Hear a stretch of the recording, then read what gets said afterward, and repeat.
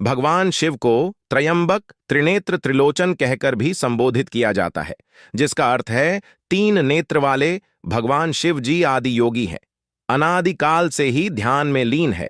उनकी तीसरी आंख, जिसे अंजना चक्र भी कहा जाता है, योगी का ऊर्जा से अपार है। भगवान शिव के तीसरे नेत्र की शक्ति सब कुछ कर सकती है, और ऐसी कुछ अवसर थे जब उन्हें इस नेत्र को खोलने की आवश्यकता पड़ी। पहले ही बार कामदेव को भस्म करने के लिए भगवान शिव ने अपना तीसरा नेत्र खोला था। शिव पुराण में रुद्र संहिता पार्वती खंड के अनुसार पार्वती जी महादेव जी को पति रूप में प्राप्त करने के लिए हिमालय में वहीं आकर निवास करने लगी, जहां भगवान शिव उत्तम तपस्या में लीन थे। परंतु भगवान शिव अपने मन को संयम नियम से वश में रखे हुए वैसे ही लीन रहे। तब इंद्रदेव ने उनकी तपस्या को भंग करने के लिए कामदेव को वहां बुलाया। कामदेव तुरंत वहां पहुंचे जहां भगवान शिव तपस्या में लीन थे। कामदेव ने वहां भगवान शिव के मन में भावना उत्पन्न करने का बहुत प्रयास किया, पर सभी प्रयास व्यर्थ गए।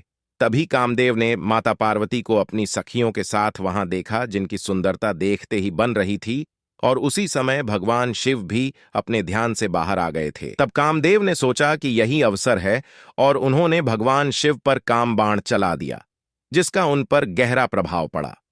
शंकर जी के मन में पार्वती जी के लिए आकर्षण होने लगा और उनका धैर्य टूटने लगा।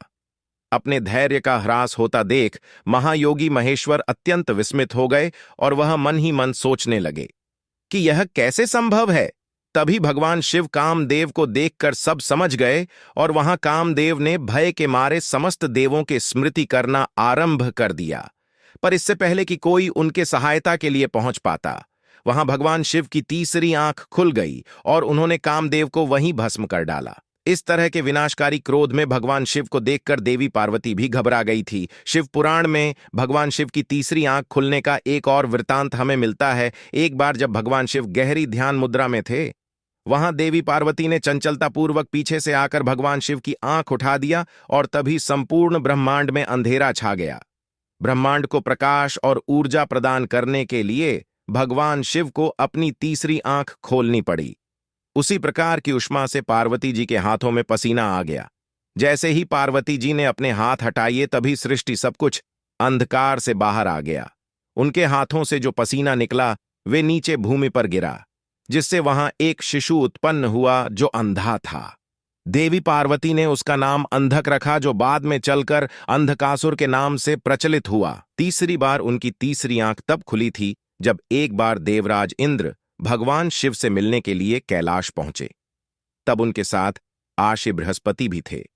भगवान शिव को उनके आगमन के बारे में पता चला, और वह अपने प्रति उनकी भक्ति की परीक्षा लेना चाहते थे, जबकि इंद्र और बृहस्पति दोनों अभी भी अपने रास्ते पर थे।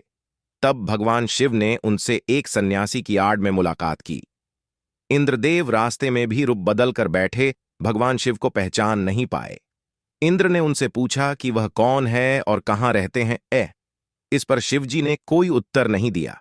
इंद्र के कई बार पूछने पर भी वह चुप रहे। इस पर इंद्र क्रोधित हो उठा और अपने व्रज से भगवान शिव पर आक्षेप करने का प्रयास किया, पर भगवान शिव ने अपने दिव्य शक्ति द्वारा इंद्र के हाथों को शक्तिहीन कर दिया।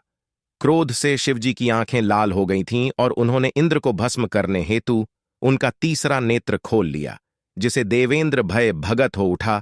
वे आर्षि बृहस्पति भगवान शिव को पहचान गए। उन्होंने भगवान शिव को नमस्कार किया एवं इंद्र को क्षमा करने का अनुरोध किया। शिवजी ने आर्षि बृहस्पति की याचना सुन ली, पर अपने क्रोध को नियंत्रित करने में असमर्थ हो गए और किसी तरह उस नेत्र के तेज को समुद्र की ओर मोड़ दिया, जिससे जालंधर का जन्म हुआ, जो बाद में जाकर एक बड़ा ही शक्तिशाली असुर बना था और भगवान शिव जी के ही हाथों मारा भी गया था। चौथा वृतांत हमें ब्रह्मा पुराण के गौतमी महत्व में मिलता है। पिप्लाद अर्षि दधीचि जी के पुत्र थे। पिप्लाद अपने पिता की मृत्यु का कारण देवताओं को ही मान थे। इसका प्रतिशोध लेने के लिए उन्होंने भगवान शिव की तपस्या की, तब उसे प्रसन्न हो। भगवान शिव वहां प्रकट हुए और पीपलाद से बोले, क्या तुम मेरा तीसरा नेत्र देख सकते हो? मैं नहीं देख पा रहा। इस पर भगवान शिव बोले कि तुम तब तक तपस्या करो जब तक तुम मेरा तीसरा नेत्र न देख लो। पिप्लाद ने वर्षों तक और भी घोर तपस्या की, आखिरकार वे शिवजी की तीसरी आंख को देखने में सफल रहे। शिवजी की तीसरी आंख से देवताओं से बदला लेने के लिए दानव का जन्म हुआ। सर्वप्रथम उसने पर पिप्लाद पर ही हमला कर दिया। पिप्लाद अचंभित हो भगवान शिव की ओर देखने लगे। तब शिवजी ने उन्हें बताया कि तुम्हारी देह देवों से ही निर्मित हुई है, इसीलिए तुम अपने क्रोध को नियंत्रित रखो। और उन्होंने पीपलाद को आश्वस्त किया कि देवताओं को मारने से कुछ प्राप्त नहीं होगा और ना ही तुम्हारे माता पिता वापस आएंगे। पीपलाद जिस पर सहमत हो गए। इस बार भगवान शिव की तीसरी आंख में धार्मिकता के मार्ग का प्रतिनिधित्व किया था और समझाया कि प्रतिशोध की भारी भावना रखना नृत्य करता है। तो कमेंट में हर हर महादेव जरूर लिखे।